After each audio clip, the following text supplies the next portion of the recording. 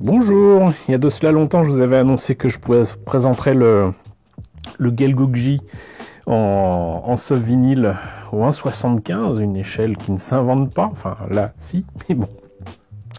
Donc ce Gelgug Jagger qui apparaît dans Gundam 0080 alias Gundam War in the Pocket, une série d'OEV qu'on n'a toujours pas eu en France, qui commence à dater, hein, parce que c'est quand même de la fin des années 80, il me semble que c'était pratiquement en même temps que la sortie du film Char's Counter-Attack, donc 1988.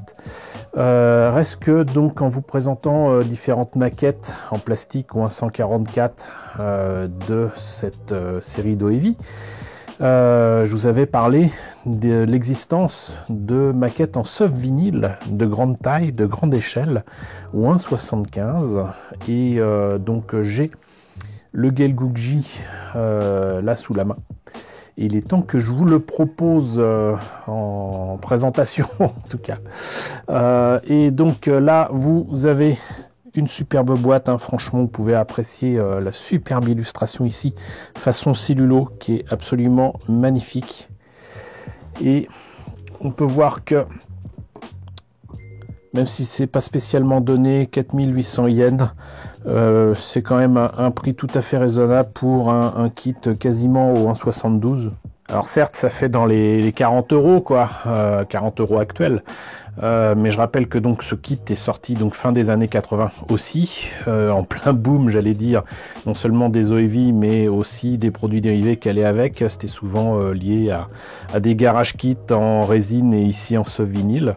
Et le soft vinyle a cette particularité de permettre de faire de très grosses pièces. De toute façon, il vaut mieux faire de grosses pièces en soft vinyle. De les faire pas cher parce que peu de matière, parce que c'est léger, et en plus c'était plus ou moins facile à faire et à assembler, en tout cas en théorie. C'est juste que ça vieillissait très très mal, mais bon, le fait est que là en plus c'est du B-Club. J'en profite pour rappeler que les garage kits c'est pas forcément des particuliers qui négociaient des licences ou ne les négociaient pas. D'ailleurs au Japon ça se fait pas. Donc B-Club c'est ni plus ni moins que Bandai, hein, derrière. Voilà, encore la belle illustration. Là de nouveau de très belles illustrations vraiment tirées du coup j'allais dire de la bible de réalisation de l'OEV War in the Pocket. Là quelques images issues donc du dessin animé. Et on a fait le tour, il n'y a rien d'autre? Bah non. Donc du coup, ce que je vous propose, c'est de voir ce qu'il y a dans la boîte. Et je vous préviens tout de suite, je l'avais commencé. Je vais vous expliquer pourquoi je ne l'ai jamais terminé. On va voir ça immédiatement. Alors, voilà ce Gelgugji en partie monté, en partie peint. Et donc vous voyez que c'est quand même entre guillemets une belle pièce.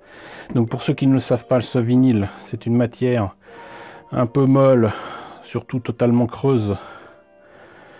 Là c'est mauvais exemple. Ici on va montrer peut-être, voilà, vous voyez, comme je dis souvent, façon bouteille de shampoing. Du plâtre a priori a été mis dans les pieds, c'était pas de mon fait, et c'est ce qui me fait dire que même si j'en ai pas beaucoup de souvenirs, je sais que je l'ai acheté d'occasion sur eBay il y a longtemps, mais logiquement je dirais que c'est un kit qui avait été commencé, jamais terminé, et que je me suis dit tiens je vais pouvoir le faire rapidement, facilement. Tu parles déjà d'une part, les pièces se joignent pas correctement parce que ça a été déformé, notamment la jupe ici, où j'ai cru bon, d'ailleurs très mauvais choix de ma part, de couper une partie. Hop, voilà, normalement c'est supposé se mettre là-dessous, et ça tiendra jamais, même avec une tonne de colle. Donc il va falloir que je trouve un moyen de faire ça avec des rivets ou quoi. Là j'ai fait les trous dans le buste pour pouvoir mettre les bras, mais comme j'ai pas terminé, j'ai pas insisté pour les placer dedans. Donc vous voyez en fait le montage de soft vinyle, c'est soit par la colle, soit en forçant un petit peu ou en chauffant un petit peu les pièces, notamment avec de l'eau tiède par exemple. On peut non seulement les emboîter les pièces, mais les articuler. Voilà, mais au niveau des détails, faut pas espérer grand chose, même si il y a des kits quand même formidables à ce niveau là. Et donc du coup bah j'aurais mieux fait de ne pas couper ces pièces là et de tenter de reformer la pièce pour qu'elle tienne bien, mais je pense que ce serait déformé de nouveau. Vous avez des tuyères ici que j'avais peint, là l'arme de sniper ici. Il y a des choses à faire avec des cabochons ou quoi sur évidemment le viseur, et sinon j'avais déjà sélectionné visiblement une petite perle pour mettre dans l'œil. Voilà, et sinon il y avait des paires de mains, donc qu'on pouvait changer, soit avoir des mains fermées, soit des mains ouvertes, et ici notamment une main qui permettait de mettre dans l'arme. Et là pareil, j'ai pas terminé parce que logiquement il faut insister pour mettre la poignée dans la main correctement, et ensuite faire ça, et après il faut quand même mettre dans le bras. Le problème c'est que là aussi il faut chauffer la pièce pour pouvoir mettre dans le bras, et je pense que je vais renforcer ça avec une ball joint ou quoi. On verra, peut-être un morceau de grappe, mais bon. Sinon, avant de terminer avec, je voulais en profiter pour vous présenter des transferts à sec. Une petite comparaison rapide avec un modèle que je vous ai pas encore présenté, ou un centième, poussez-vous de là vous, du Gelgoog normal. Et vous voyez que la différence de taille, elle saute pas aux yeux, quoi. C'est bon, certes c'est plus grand, mais un centième, un 75, bon, voilà. Et je sais pas si ce modèle est sorti en Re-100, là, en ressent, chez Bandai, j'en doute. Même s'il y a eu des versions 2.0 du Alex, Gelgoog Jaeger, on le voit si peu. Dans Seto Evic et War in the Pocket, je sais pas si ça présente le moindre intérêt pour qui que ce soit. Mais il reste que je l'ai. Et la raison pour laquelle je ne l'ai pas terminé, c'est là aussi, donc comparaison d'échelle c'est fait, c'est la peinture que j'ai mis dessus, qui de mémoire était l'Aquacolor de Revell, a mal réagi à quelque chose, et j'ai pris des photos au cas où ça se verrait pas correctement à l'écran. Mais on dirait presque, maintenant, je dirais que ça ressemble à de l'impression 3D alors que ça n'en est pas. Et donc ça veut dire qu'en fait tout mon travail de peinture, bon de toute façon il n'était pas terrible, est à reprendre. Donc il va avoir droit à un coup de glanzer. Et en espérant que le plâtre réagisse pas non plus dans les pieds là. Parce que c'est scellé a priori, mais je suis pas sûr. Mais bon, je vais reprendre tout ça. Et on verra plus tard, parce que comme je vous le disais, non seulement il y a un problème avec la jupe, mais donc un problème avec la peinture à reprendre entièrement. C'est pas évident. Enfin, cela dit, de toute façon, c'est un kit qui est pas supposé être articulé de ouf. Donc on s'en fiche. Mais sinon, j'avais mis de côté plein de décalcos et déjà de transfert à sec avec des logos de Xeon ici. Mais j'ai aussi des marquages blancs en transfert à sec. Alors pour ceux qui connaissent pas, en fait c'est pas des décalcos, c'est pas des autocollants, c'est des marquages qu'on peut mettre sur les surfaces, et on gratte en fait, et ça place uniquement le marquage sur la pièce, et c'est tout. Alors ça peut sembler super, mais il faut avoir vraiment le coup de main. Moi j'aime bien parce que ça évite justement le problème des décalcos qui sèchent mal, qui se détruisent dans l'eau ou quoi.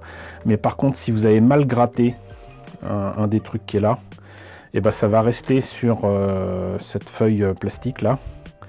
et ça va pas aller sur la pièce et tout est à recommencer. Donc il y a intérêt à gratter, vous voyez, il y a des taches sombres, à gratter correctement. Et ça, c'était des transferts à sec que je trouvais sympathiques et bien pratiques. Je vous en reparlerai bientôt de toute façon.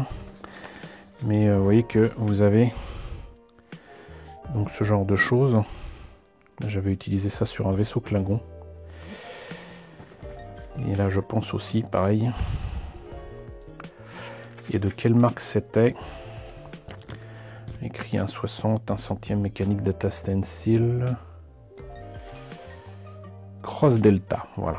Cross Delta, et j'avais eu ça par HLJ, logiquement.